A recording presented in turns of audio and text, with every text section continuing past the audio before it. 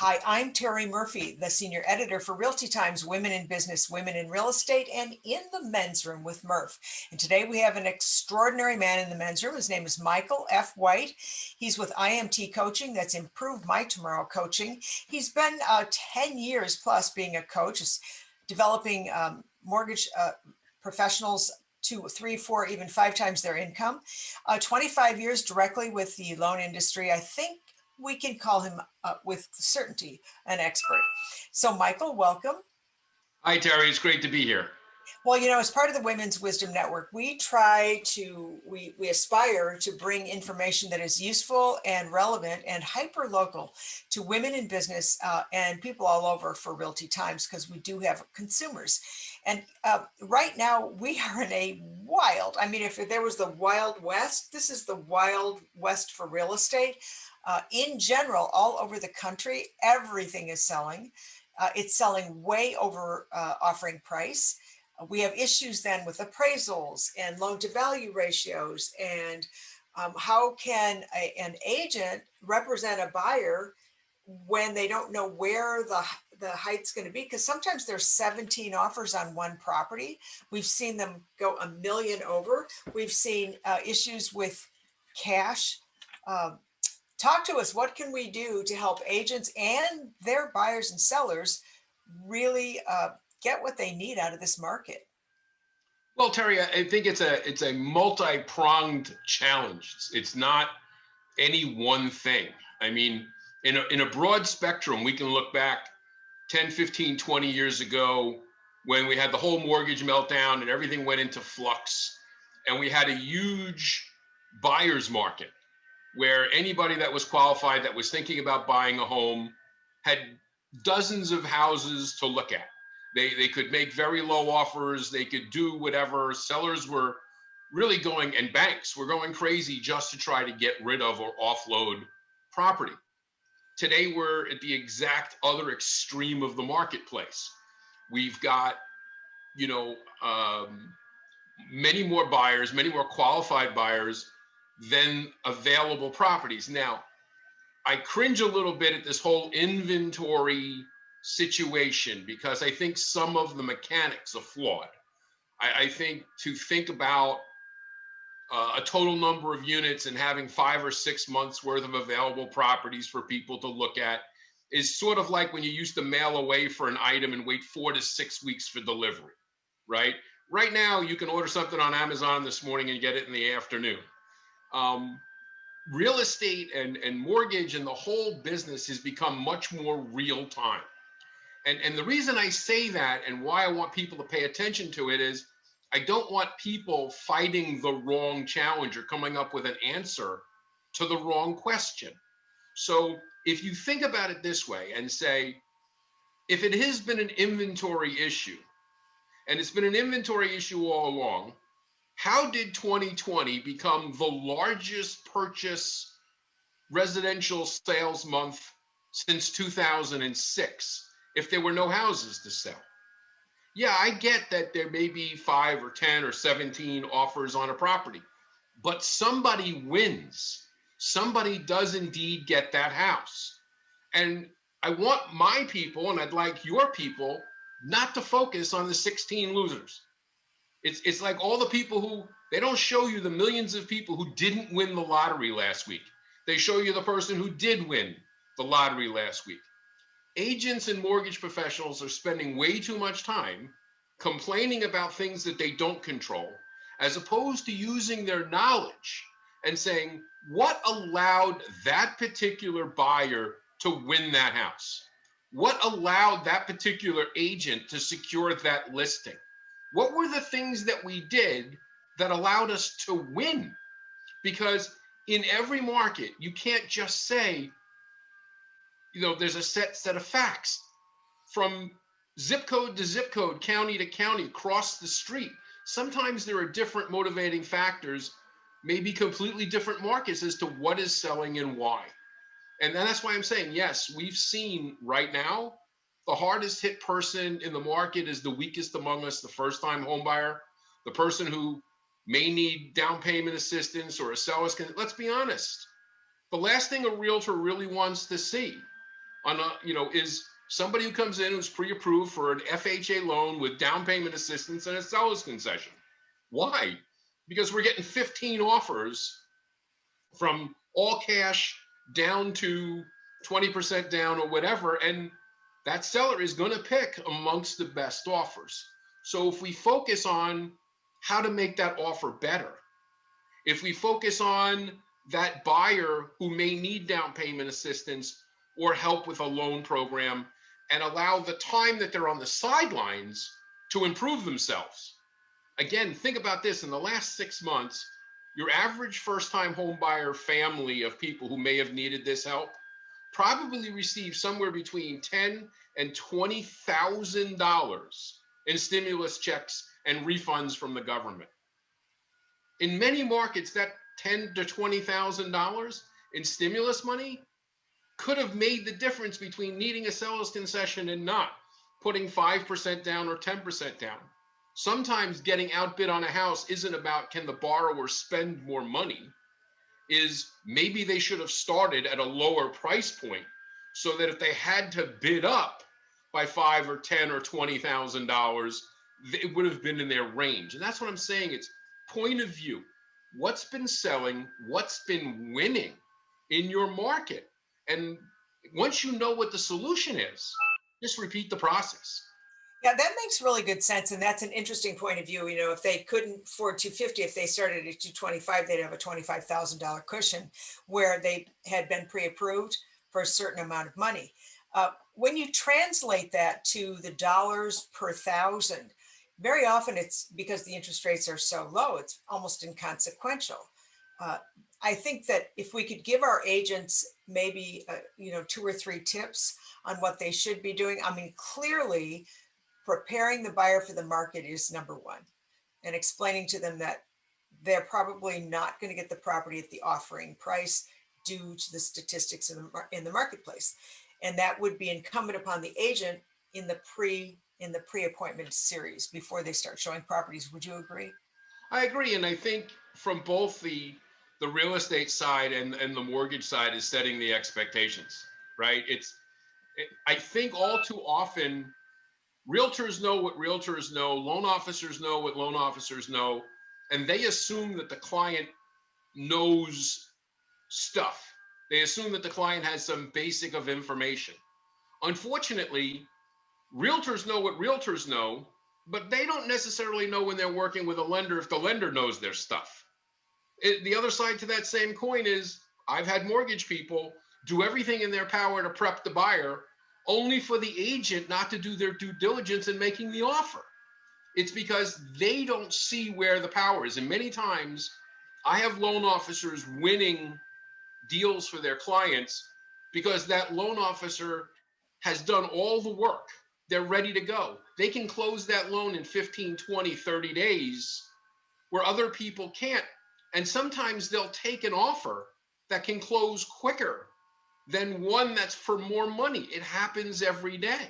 Again, it's arming each other with the market. If the realtor doesn't tell the loan officer what they're seeing on the street and what that borrower is going to face, if that loan officer doesn't inform that realtor, here are the different tools you can use that I'm giving you, I'm arming you with to take into the market so that you can make an offer that can win for that customer. It used to be, remember, you used to have realtors write letters to the sellers, right? In a competitive, we see ourselves living here, we want to raise our kids there. And everybody go, that's pretty hokey, and my people aren't going to do that. And yeah, we'll say that to the thousands and thousands of people who got homes because they wrote somebody a letter. Well, it personalizes the person making the offer. It gives the seller other options of engagement. So let's just say they're both ex-military, or they both are dog lovers, and that's why they love the backyard. Something that gives them a face, so to speak, so that it's not just another offer. And you brought up another really important term, Mike, and that was terms. When you start looking at, if I have to hold the house for another month because you can't close before such and such a date, that's money out of the seller's pocket. There's taxes and there's maintenance and all those kinds of things. So you really bring up some really good points. Wouldn't it wouldn't this be solved earlier in the process if the realtor and the loan originator partner reviewed together with that buyer so that when it came to multiple offers or whatever, everybody was on the same page? Well, and I agree. And many people that I work with have that ongoing relationship. The people that I coach on the mortgage side, they're not working with 50 or 100 realtors. They're not the ones making, 700 slide dial calls trying to get in front of everybody in the market. They're working with 5, 6, 7 realtors who fully understand the process, that want to work together in a meaningful way, because it's not about how many borrowers you work with. It's not about how many people you pre-approve from a loan off. It's about how many transactions close.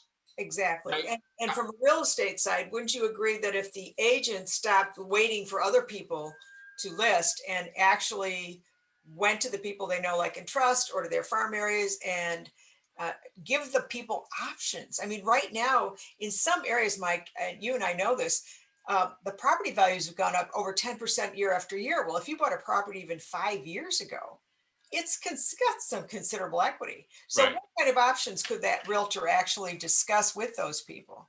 I mean, again, we go back to knowledge, right? And then the implementation of knowledge. The internet, on one hand, has taken a lot of the tools away from the realtor, because the realtor's number one asset used to be information, right? Well, Absolutely. it's almost now, it's not about information. There's so much information that the information is virtually useless because we don't have application. In other words, what do you do with it now that you know these things? What is the solution to the challenge?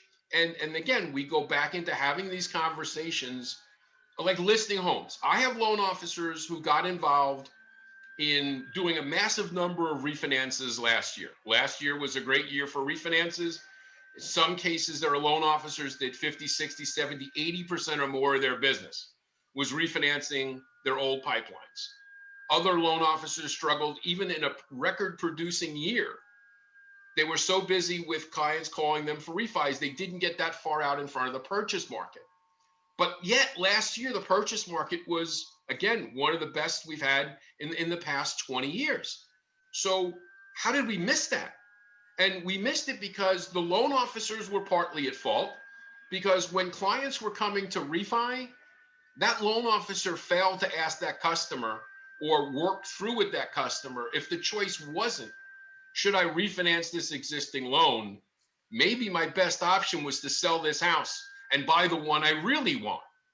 And that conversation not only didn't take place with loan officers and refis, and I will give you examples. I have loan officers that did about 20% of their refinance business never refinanced. It listed and sold. So Wow. if you had somebody who did 75 or 100 refinances last year and 20% of those things sold, got listed and sold, that was 15 to 20 units that listed and 15 to 20 people who bought. That's a great year for a lot of realtors. Would you like to have been part of that whole cycle? Consequently, the realtors didn't do that either. They didn't get out in front of their database and call their people and said, hey, did you realize the house you bought for $150,000 5 years ago is now worth 225? And people in their mind say, yeah, well, I can't, the house I really want is 275. I can't afford that. Well, yeah, you can.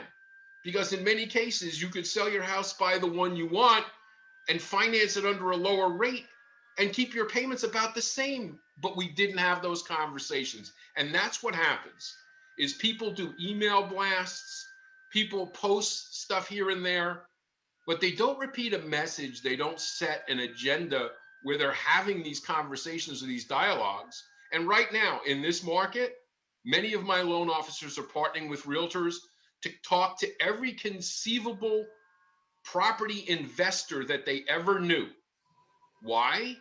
It's no secret that a lot of people weren't getting their rent paid because they went into, we had coronavirus and the government said, hey, look, we can't kick anybody out if they don't pay their rent. So a lot of people didn't pay their rent, and those landlords are sitting there going, what? Now what do I do?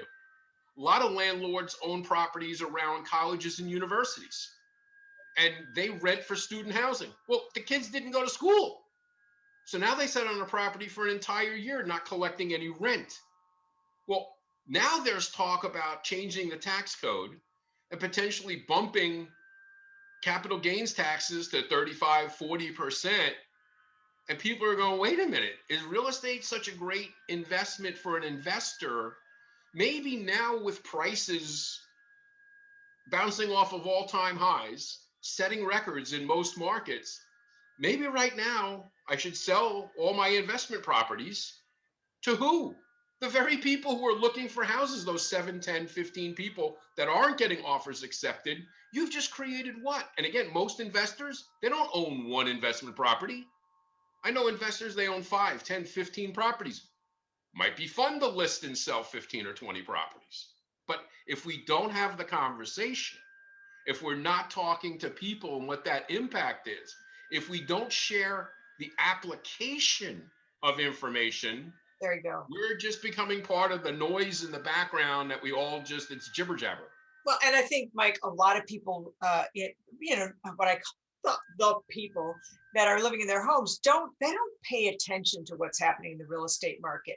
They don't know that their properties have gone up, in some cases, substantially, depending on where you are in the country, which eliminates maybe private mortgage insurance or allows them to, you said, trade up, trade down, go to their forever home in that window with low interest rates and high buyer demand. Tenancy, this whole thing about rentals. There are areas all over the country where investors are buying rental properties in bulk because they know that people, if those rates go up, there won't be home ownership as easy as it is today. Again, what you said is that people were abdicating because they were automating. They weren't talking. They were, like you said, dialing and dialing, when in fact the conversation is, did you know that your home has gone up over 40.3% over the last 4 years? Did you know that you may have a higher amount of equity and it might be time to look at your present mortgage for an annual mortgage fitness and identity theft screening?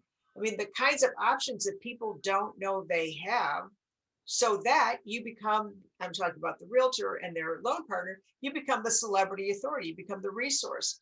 And even if they don't want to move right now, there are other things they can do maybe in that equity to improve the value of the property. That's about the time to get the new roof if they still want to stay there, or, update the kitchen. When you give service regardless of opportunity and you really invest in your industry, where you're really investing in being the expert, it's got to pay off. Well, and I think from the point of being personal, I've got loan officers who keep in touch with their databases in a very simplistic way. They call them on their birthday and wish them a happy birthday. They don't send an email. They don't slide dial. They actually pick up the phone and call them, wish them a happy birthday. And once a year, they wish them a happy anniversary on the anniversary of their closing. They make 2 phone calls a year, okay? And they generate about 15% of those phone calls either generate an opportunity to talk to somebody about doing a loan or generate a referral to somebody who wants to talk to somebody about doing a loan. Now, oh my God, I'm going to make those phone calls for 15% of connecting with people, not necessarily creating a transaction, but creating an opportunity to speak about a transaction. But do some quick math. If you've got 500 or 1,000 people or 2,000 people in your database, it doesn't take more than 10 or 15 minutes a day to make those phone calls, number one. And if you've got 500 or 1,000 people in your database and you get a 15% hit rate, note to self, right? 15% of 1,000 is probably a lot more transactions or opportunities than most realtors and mortgage people get in the course of a year. Yeah. And Michael, so how do you invest that 10 or 15 minutes? It's up to you. exactly. It's going to pass either way. And, I just did a program and then Vodafone suggests that a phone call has now gone from 3 minutes to like 1 minute and 14 seconds or something. So even if you made 5 calls a day, 5 days a week, you'd be rolling through your database. It's all about connecting with people and in a way that serves them. I don't want you to go in there with a transaction commission breath on in your agenda, but to help them make an informed decision. Michael, what's the best way if I'm a loan originator and I'm looking for some really good coaching? How would I reach you? Well, as always, it's Mike at IMT Coaching is my email address. You can go to imtcoaching.com. Got a website up there with all sorts of information on it, give you some ideas. There's a bunch of free strategies. In fact, you and I worked on a whole segment of 22 different individual strategies on how loan officers and realtors can work better together. And the bullet points or the thumbnails of those are all free. You can go to the website, you can find those anytime you want. But it's about changing your mindset over being victimized by information that is negative to finding solutions and putting your mindset into there's got to be a positive message here somewhere. And there is in every market. It's not about the 17 offers that were made, it's about the one person who won the deal. That person got their house. We get to do that 16 more times with those other people. Such great insight. And Michael, I want to thank you. We really appreciate you on Realty Times as one of our contributing authors. And Michael and I have done a number of podcasts as well. This is all in compliance. And so feel free to contact Mike because there's a lot of Mike Whites. It's Michael F. White if you want to catch him on LinkedIn. Thanks for joining us, Michael. I hope you'll join us for another segment for Women in Real Estate, Women in Business, and in the Men's Room with Murph. I look forward to talking to you again soon. Take care.